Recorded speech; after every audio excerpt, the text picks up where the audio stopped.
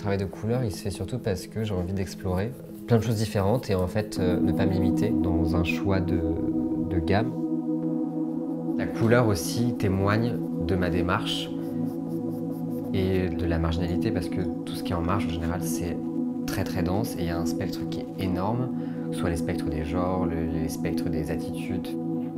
Et le fait de ne pas se limiter à une couleur, une palette, une façon de faire, ça traite aussi en fait de la diversité que nous, en tant qu'êtres humains, on a aussi en nous et qui est importante à accepter et à affirmer aussi.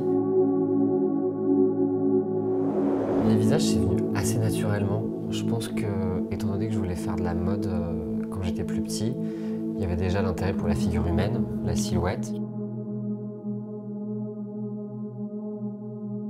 Il y a quelque chose avec la physionomie humaine, de comment une lumière se pose sur une paupière, une arcade sourcilière, sur la bouche, de comment la lumière se reflète, que j'aime travailler et qui est tout aussi instinctive en fait que la couleur.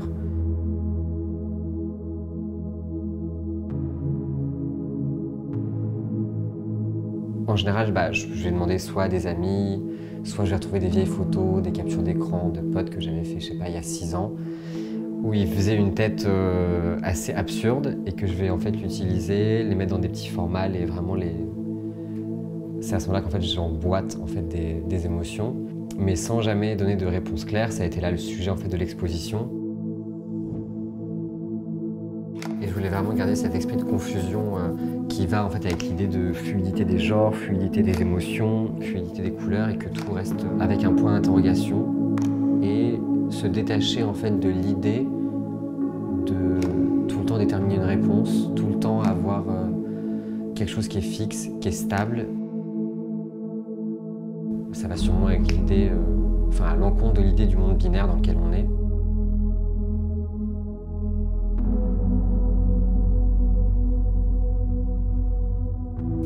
Plus le temps passe, plus on se détache du fait d'échouer, du fait que des toiles partent ailleurs, du fait qu'on les revoit plus. Ça fait de l'espace aussi, ça fait de l'espace dans l'atelier, ça fait de l'espace pour d'autres idées aussi.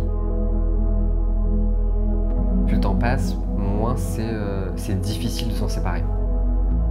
Et c'est là où en fait c'est aussi important d'être plus dans l'action que dans la réflexion permanente de ces toiles et faire le choix parfois d'en laisser certaines, d'en abandonner certaines et de pas en permanence vouloir un résultat précis et convaincant. Parfois c'est aussi bien de laisser des toiles. Moi j'en ai un paquet là que je retourne, que je peux plus voir parce que je sais que c'est des erreurs, je sais que c'est des fails.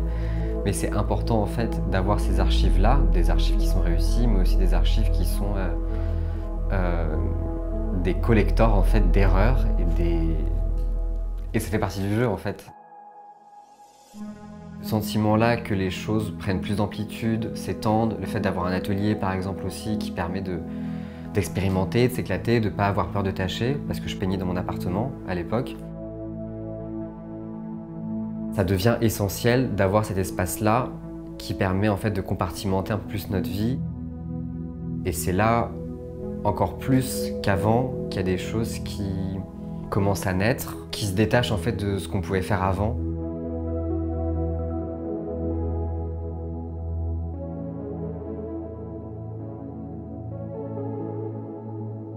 C'est fascinant de se dire qu'il y a des gens qui viennent voir notre travail en réel, prennent des photos aussi par exemple. C'est fascinant mais c'est aussi très intimidant, surtout pour les premières fois, parce que là c'était le premier solo show chez Quai d'Abbé Bourdet. Et en fait c'est super fascinant mais intimidant à la fois, parce que voilà, les gens prennent des photos, les gens s'approchent, regardent de près.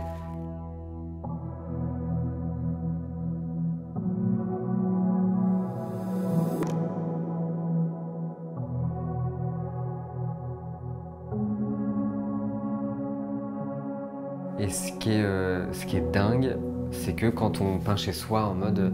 Parce qu'on commence toujours à peindre un peu pour soi au départ. Et on le partage un tout petit peu sur les réseaux. Mais même ça, c'est intimidant. Parce qu'on se dit, mais il y a plein de gens qui vont le voir. Mais que des gens viennent le voir en vrai pendant un vernissage. Donc du coup, on est présent, les gens posent des questions, ils sont curieux par rapport à la technique ou par rapport à la démarche. Nos toiles, on les vit de l'intérieur en général. Donc on voit tous les petits défauts, un peu comme des complexes, on voit ce qui va pas. Et le fait qu'il y ait des personnes qui s'approchent aussi près des toiles, on se dit, mais mon Dieu, il va voir que là, j'ai loupé un truc, ou il y a un truc dont je suis pas forcément satisfait. Alors qu'en fait, pas du tout. Ça, c'est juste nos secousses qui sont internes.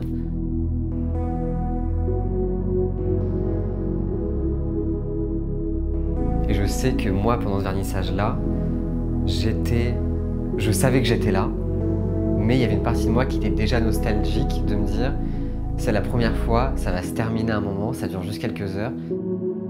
Et on sait qu'on est là, mais en même temps, il y a tellement de choses qui se passent dans nos têtes. Et il y a l'excitation aussi de l'événement de se dire, bah, enfin, il y a une notion du temps qui est vraiment différente dans ces moments-là.